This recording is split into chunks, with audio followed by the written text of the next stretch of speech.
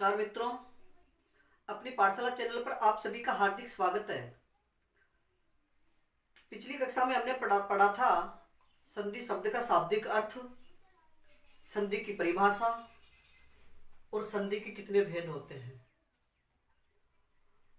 हमने संधि की परिभाषा पढ़ी, संधि के 3 भेद पढ़े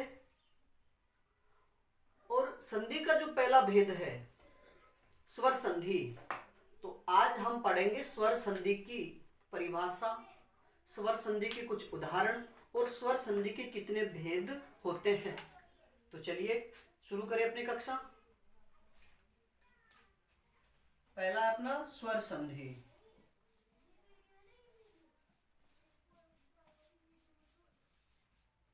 स्वर संधि, ये बात हमने पहले भी पढ़ ली थी कि स्वर संधि यानी जिस संधि में योग का जो चिन्ह होता है उससे पहले भी स्वर हो और उसके बाद भी स्वर ही हो, वहां स्वर संधि होती है। तो पहले स्वर संधि की परिभाषा लिखें।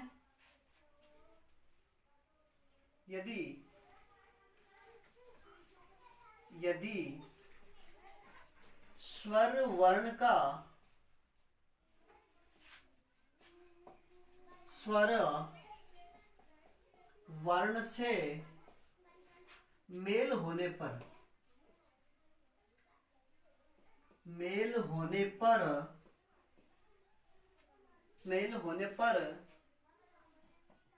जो विकार उत्पन्न हो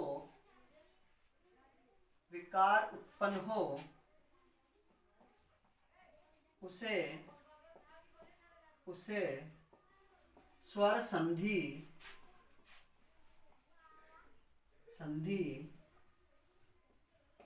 कहते हैं। यानी यदि स्वर वर्ण का स्वर वर्ण से मेल होने पर स्वरों में जो विकार उत्पन्न होगा उसे ही हम स्वर संधि कहते हैं। जैसे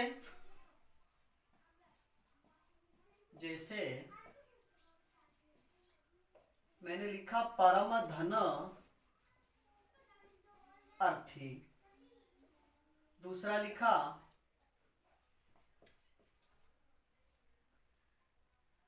धर्म धन अनुसार, रम्मा धन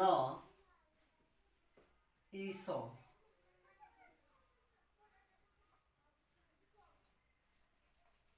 वधु धन आगमन, पौ धन अक। ये शब्द लिखे मैंने। परम धन अर्थी, धर्म योग अनुसार, रम्मा योग प्लस का चिन्ह, ईसो वधु धन आगमन, पौ धन अक। यानी नियम क्या है, प्लस का जो चिन्ह है अपना, जो धन का चिन्ह है या जो योग का चिन्ह जिसे कहते हैं, इसके पहले भी क्या होना चाहिए, स्वर। यानी जो धन का चिन्ह है इसके इधर भी क्या हो, स्वर, और इसके इधर भी क्या हो, स्वर। यानी जो भी शब्द दिया हुआ हो, शुद्ध शब्द का अंतिम जो अक्षर है उसमें स्वर होना चाहिए, और आगे वाला जो वर्ण शब्द शुरू होगा उसकी शुरुआत भी स्वर से हो, तो वहां पर स्वर संधि होती है, वहां स्वर संधि होती है। जैसे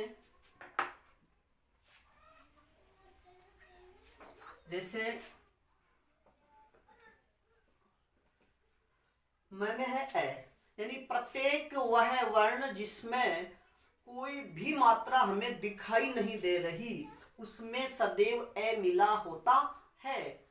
वह प्रत्येक वर्ण का कहना व्यंजन, वह प्रत्येक व्यंजन जिसमें किसी प्रकार की कोई मात्रा हमें दिखाई न दे तो उसमें सदैव ए होता है।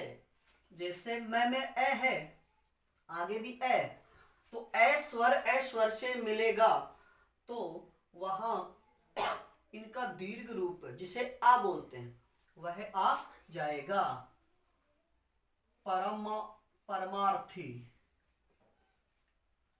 यानी ए मैं वाला ए और आगे भी क्या है ए, ऐसे ए मिला तो इनका दीर्घ रूप आ गया, यानी मैं के आ स्वर जुड़ गया, इस वजह से इस परमार्थी बना। अब आप याद रखिए कि एक अर्थी तो लिखा जाता है ऐसे, दूसरा अर्थी लिखा जाता है, यह है अरथी जिसमें रे बड़ा है, एक है अर्थी, इसका मतलब होता है शव या लाश। अब इसका अर्थ होता है चाहने वाला, चाहने वाला।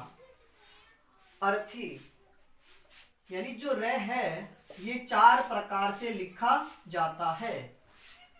पहला याद रखिए कि जो शिरोरेखा है, जो आड़ी लाइन खींची हुई है, इसके नीचे लगी है खड़ी पाई, यानी ऊपर जो रेखा है इसे बोलते हैं शिरोरेखा, शिरोरेखा। और जो नीचे ये खड़ी लाइन है इसको बोलते हैं पाई। तो शिरोरेखा के नीचे जितने भी रे लिखे जाते हैं वो सदैव पूरा रे होता है। शिरोरेखा, शिरोरेखा के नीचे लिखे जाने वाले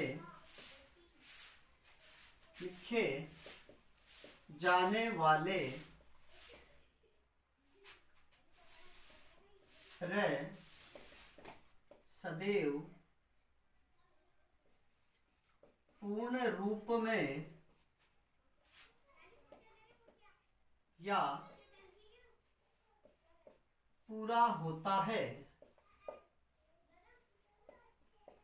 यानी जो शिरोरेखा है इसके वो नीचे वाली शिरोरेखा से नीचे जो भी रे लिखा जाएगा वो सदैव पूरा रे होता है। जैसे लिखा पूरा रे, आगे लिखा जैसे क्र, तो रे नीचे लगाए, शिरोरेखा से नीचे है तो ये जो रे है ये पूरा होगा। और एक लिखा हमने ट्रक, तो ये भी यानी ये ट है, ये इसका हो गया हलंत। ट के नीचे जो ऐसे हल्का चिन्ह लगा है तो ये तो हल्का चिन्ह है और ये है रे, ये रे ऐसे ही लिखा जाता है। लेकिन ट का जो हलंत है यानी जो अक्षर गोल आकृति में लिखे जाते हैं उनके सदैव हलंत लगता है, उनको कभी आधा नहीं लिखते। और जो अक्षर सदैव पाई से आगे नहीं जाते, जो अक्षर पाई से आगे नहीं जाते उनको आधा लिखने के लिए उनकी जो पाई है यानी वे अक्षर जो पाई से पहले ही पूरे हो जाए तो उनको आधा लिखने के लिए उनकी पाई हटा देते हैं। जैसे ग, ग जो खड़ी पाई है इसे आगे नहीं जाता, इस वजह से इसको आधा ऐसे लिखते हैं। और जो अक्षर जो पाई है इससे आगे चले जाए तो आगे वाला जो हिस्सा है उसको आधा करके लिखा जाता है। जैसे क्या, तो क को लिखेंगे आधा तो आगे वाला जो हिस्सा है जो गोलाकार है उसका आधा हिस्सा हटा देंगे। तो परमार्थी और जो रे शिरोरेखा से ऊपर होता है, जो रे शिरोरेखा से ऊपर लिखा जाए वो सदैव आधा होता है। यानी जो रे शिरोरेखा के नीचे हो वह सदैव पूरा होता है और जो रे शिरोरेखा से ऊपर हो वह सदैव आधा रे होता है, आधा रे होता है। यानी जो रे शिरोरेखा से ऊपर लिखा जाए वो सदैव आधा होता है और शिरोरेखा के नीचे वाले सदैव पूरे होते हैं। तो एक है परमार्थी, तो उसमें है अर्थी, और दूसरा है अरथी। अर्थी का मतलब चाहने वाला। अब जैसे विद्यार्थी जो शब्द लिखा हुआ है तो विद्या धन अर्थी होगा, इसका आर्थी शब्द नहीं बनेगा। दूसरा है धर्म, में ए है, आगे भी ए, तो शब्द क्या बनेगा धर्मानुसार। अगला है रम्मा। आ के बाद में अगर ई या छोटी ई या बड़ी ई आ जाए, इधर तो हो ए या आ, आगे वो ई या ई, तो दोनों के मेल होने पर ए बनता है। तो शब्द क्या बनेगा? रमेश। रम्मा लक्ष्मी, ईश यानी स्वामी, लक्ष्मी का स्वामी रमेश विष्णु। फिर वधु। अगर ऊ के बाद में कोई भी असमान स्वर आए, एक होते हैं सजातीय, सजातीय वर्ण, दूसरा होता है विजातीय। एक होता है सजातीय, दूसरा होता है विजातीय। ए, ई और ऊ, इनका दीर्घ रूप ये होते हैं सजातीय, और बाकी जो बच गए ए, आई, ओ, औ, ये होते हैं विजातीय वर्ण। ऊ के बाद कोई भी असमान स्वर न हो तो ऊ का वय बन जाता है। तो इसका शब्द क्या बनेगा? वधवा गमन। और संधि होगी अपनी यण संधि। इनमें संधि होगी यण संधि। इसमें संधि कौन सी होगी? दीर्घ। इसमें कौन सी होगी? दीर्घ संधि। इसमें होगी गुण संधि, और इसमें होगी यण संधि। अब है पौ। ए, आई, ओ, औ के बाद कोई भी असमान स्वर हो, यानी जो ए, आई है और ओ, औ है, इनके बाद कोई भी असमान स्वर आए तो ए का आई का आई, ओ का औ और औ का आव बन जाता है। औ है, इसका बनेगा आव। तो अगर पै है, पै का मात्रा हटाएंगे तो बने पै आधा होगा। इस औ की जो मात्रा है इससे बनेगा आव, और अक वाला शब्द ऐसे के ऐसे। तो जो पै है इसमें आ मिलेगा तो शब्द क्या बनेगा? पा। वह में मिलेगा तो वह पूरा हो जाएगा, जो आधा है वो पूरा हो जाएगा, और शब्द बनेगा अपना पावक। संधि होगी अयाधी, अयाधी संधि। तो यह है कि स्वर का स्वर से मेल होने पर जो विकार उत्पन्न हो उसे स्वर संधि कहते हैं। अब देखिए स्वर संधि के कितने भेद होते हैं।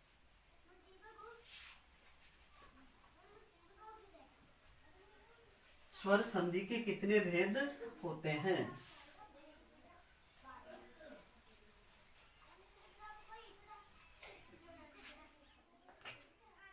लिखिए, स्वर संधि के 5 भेद होते हैं। स्वर संधि के 5 भेद होते हैं। पहला है अपना दीर्घ संधि, दूसरा है गुण संधि, तीसरा है वृद्धि संधि। ये वृद्धि नहीं होता, वृद्धि होता है, वृद्धि संधि। और चौथा है यण संधि, चौथा है यण संधि। और पांचवा है अयाधी संधि। पांचवा कौन सा भेद है? अयाधी संधि। यानी स्वर संधि के 5 भेद होते हैं। दीर्घ संधि, गुण संधि, वृद्धि संधि, यण संधि और है अयाधी संधि। यानी जहां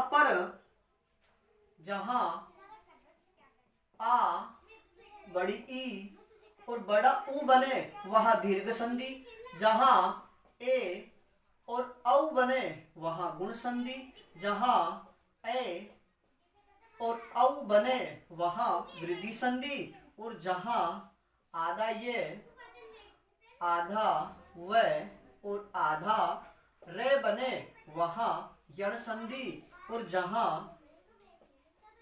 ए, आई, औ और आव बने वहां अयाधी संधि होती है। तो हमने पढ़ा आज स्वर संधि की परिभाषा, स्वर संधि के कुछ उदाहरण और स्वर संधि के कितने भेद होते हैं। स्वर संधि के 5 भेद भी हमने पढ़ लिए। स्वर संधि के 5 भेदों में यानी स्वर से स्वर मिलता है तो दीर्घ आ बनता है, दीर्घ ई बनती है, दीर्घ ऊ बनता है। फिर गुण संधि में ए और औ बनता है, दीर्घ संधि में आई और औ बनता है, यण संधि में या वा और रे बनता है, और अयादि संधि में आए आई औ आव बनता है। तो ये हमने स्वर संधि की परिभाषा पढ़ी, स्वर संधि के भेद पढ़ लिए। अब कल पढ़ेंगे हम दीर्घ संधि। तब तक के लिए नमस्कार।